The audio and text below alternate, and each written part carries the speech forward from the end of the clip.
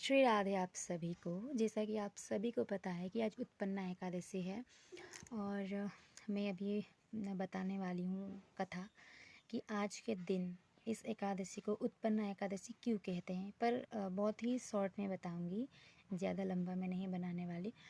तो उससे पहले कुछ शेयर करना चाहती हूँ कि जब भी मैं एकादशी का व्रत रखती हूँ, मैं कभी कभार ही कुछ ना कुछ फलार लाती हूँ भोग लगाने के लिए, और जिस दिन मैं नहीं लाती हूँ उस दिन मुझे कहीं ना कहीं से कुछ ना कुछ मिल ही जाता है। तो आज भी मुझे मिला है, तो मैं वो भी दिखाऊंगी। मैं गई थी ये बुक लाने के लिए। ये जो थर्सडे का जो उपवास है मैं वो रख रही हूँ। मैंने वीडियो भी डाली थी, शॉर्ट में पिक्चर्स भी डाली है। तो इस किताब को लाने के लिए मैं गई थी, तो वहाँ पर मुझे एक दादी ने एप्पल दिया है जो मैंने अभी भोग लगाया है, ये देख सकते हैं। तो ये जो भोग है वो ठाकुर जी को लग चुकी है, इसी को मैं प्रसादी रूप में ग्रहण करने वाली हूँ थोड़ी देर बाद। तो जहाँ पर विश्वास होता है वहीं पर चमत्कार भी होते हैं, और ये तो मैं आप सभी को दिखा ही चुकी हूँ। बहुत सारे ऐसे लीलाएं हैं जिसको पोस्ट करने के लिए ही मैंने यूट्यूब चैनल को क्रिएट किया था सबसे पहले 1 साल पहले। पर प्रभु की आज्ञा से मैंने उसको फिर पोस्ट करना बंद कर दिया। तो इसीलिए मैं पोस्ट नहीं करती हूँ जो कुछ भी लीलाएं होती हैं या जो कुछ भी है। ज़्यादातर मैं शेयर भी नहीं करती हूँ, इसलिए मैं जो गानों पर वीडियो बनाने लगी हूँ कुछ समय पहले से। तो कभी कभार मैं बताऊँगी जो कुछ भी होता है मेरे साथ। तो स्टार्ट करते हैं कथा। तो आज है उत्पन्ना एकादशी।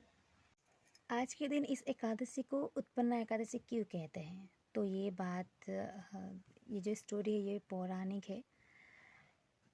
मूरा नाम का एक दैत्य था जिसने अपने अहंकार में आकर अपनी शक्ति का प्रयोग करके स्वर्ग के राजा इंद्र को और सारे देवताओं को अपने वश में कर लिया था।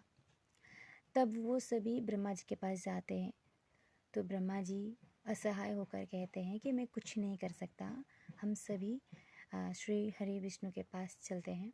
तो ब्रह्मा जी के अध्यक्ष में वो सभी श्री हरि विष्णु जी के पास जाते हैं। वहाँ जाकर वो प्रभु से सारी बातें कहते हैं कि किस तरह से मूरा नामक दैत्य ने उन पर आक्रमण किया है, अपने वश में किया है। तो प्रभु जब ये सुनते हैं तब प्रभु उन सभी के साथ युद्ध स्थल में जाने के लिए तैयार होते हैं। तो जब वो मूरा दैत्य अपनी ओर देवताओं को आते हुए देखता है तब वो भी अपने दैत्यों के साथ युद्ध स्थल पर जा खड़ा होता है। तब वो अपनी माया से युद्ध करता है और प्रभु भी देवताओं की ओर से दैत्यों के साथ युद्ध करते हैं। युद्ध करते करते 1000 साल बीत जाते हैं। उसके बाद प्रभु एक लीला करते हैं और वो उस जहाँ पर युद्ध हो रहा था वहाँ से गायब हो जाते हैं। तब वो बद्रिका नामक आश्रम में पहुँचते हैं। वहाँ जाकर हेमवती नामक एक गुफा होता है, वहाँ पर वो विश्राम करते हैं। ये भी प्रभु की लीला थी। तो वहाँ पर जाकर वो जब विश्राम करते हैं, विश्राम करते करते बहुत दिन बीत जाते हैं। तब उस मूरा नामक दैत्य को पता चलता है कि प्रभु एक गुफा में है, तो वो वहीं जाने का निर्णय कर लेता है। देवताओं को अपनी ओर आते देखता है, तब वो भी अपने दैत्यों के साथ युद्ध स्थल में पहुंच जाता है। लगभग देवता और असुरों के बीच में 1000 साल तक युद्ध होता है। युद्ध के दौरान प्रभु एक लीला करते हैं और प्रभु युद्ध स्थली से चले जाते हैं, गायब हो जाते हैं। फिर वो पहुंचते हैं बद्रिका नामक आश्रम में। वहीं पर एक गुफा था जिसका नाम हेमवती था। वो वहीं पर विश्राम करने लगते हैं। करते करते बहुत साल बीत जाते हैं।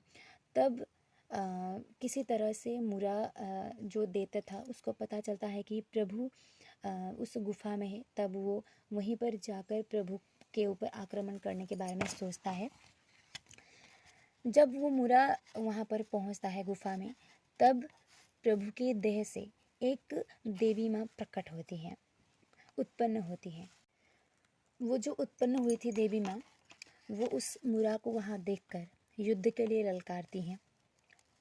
युद्ध के लिए ललकारने के कारण मुरा दैत्य गुस्से में आता है और माता से युद्ध करने लगता है। माता से युद्ध करते करते उसका अंत हो जाता है। उसके अंत के बाद जब प्रभु विश्राम से उठते हैं तब वो देवी माँ को अपने सामने देखते हैं। तब वो पूछते हैं कि वो कौन है। तब माता कहती हैं कि मैं आपके देश से उत्पन्न हुई हूँ और इस दैत्य को भी मैंने ही मारा है, क्योंकि ये दैत्य आपके ऊपर आक्रमण करने वाला था। तब प्रभु प्रसन्न होकर उन देवी से कुछ मांगने के लिए कहते हैं।